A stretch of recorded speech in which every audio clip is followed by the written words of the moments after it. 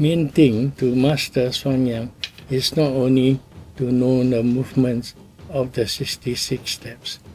It gets more deeper into things like breathing and also directing energy to where you want it. Then we will gauge what the person is doing and slowly tell him what to do and progress in the art. To really master the art is, according to my master, a lifelong thing. You see? So for Shuang, you can be as old as you are, you can be 70, 80 or 90. As long as you can move, you can do the art. Because there's no very difficult movement in it, and we don't apply hard strength. Because older people, when they get old, the heart is weak, so you cannot exert and do too much strenuous exercises. Shuang will be a very good one that you can still stay healthy and be able to even defend yourself.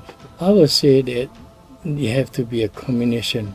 That's why a lot of people will say that tiger crane is a hard type. We call that gang. Gang means hard and solid. Yeah. Whereas roll is called soft, it's gentle. Softness and gentleness always conquers hardness and aggressiveness. See, so the mix of the two is the ideal for training. But in the olden days, the master find it difficult to teach two things at once. And also a lot of them doesn't learn two things at once. Yeah, mostly the pinnacles of martial art is either by learning soft and in the end attaining hardness, or training hard and then in the end attain softness. So the mixture of this hard and soft is very difficult to come by. So they don't go through the learning of both things at one stage. They won't be able to teach two things at one time. So I got the opportunity of training a soft and a hard at the same time. You see, so I'm able to expound and teach both at the same time. In fact, I even include Qigong into our training program so that the students can stay healthy and be immune to sickness and like diseases and all that, to be able to pursue learning Kung Fu or training Kung Fu. Now, when I learned Shuang, I learned it in the early morning, around 6 a.m. before the sunrise. So I was training with Master An Len Huat. Now, Master An Len Huat learned this art from his third master. As he, after training with another two masters, this is his third master. He is a monk named Miao Xianming. In the monkhood, the Miao is a rank of generation of monks, all who have the same name, same surname as Miao. So Master Ang's master is Miao Xianming. He comes from monastery, whether it's Shaolin or not, we don't know, yeah, because during his time, the Shaolin temple is gone, so there's no Shaolin temple around Quanzhou anymore. But Master Ang seems to learn this art in Jinmen, where it is Taiwan now. Grandmaster Miao Xianming learned this art from the monk Xiao Danqing. Same thing, the Xiao is one generation monk, and the name is Danqing. My great grandmaster is Xiao Danqing. I find it very beneficial. Even when you train the soft art, it complements the hard art that you're training. So everything complements each other. The soft complements the hard complements the soft.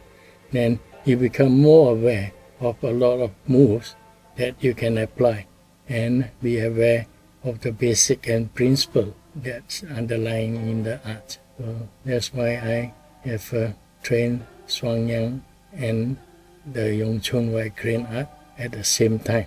When you train the tiger crane or the Yong Chun Wai crane art that we are training, the hard stuff, then when we are trying to use the sticky hands, you find it rather difficult. You will be always exerting your strength and blessing it out completely. But with Shuang Yang, if you apply a little bit of Shuang Yang, then you can sort of do light touches to block away or evade heavy blows.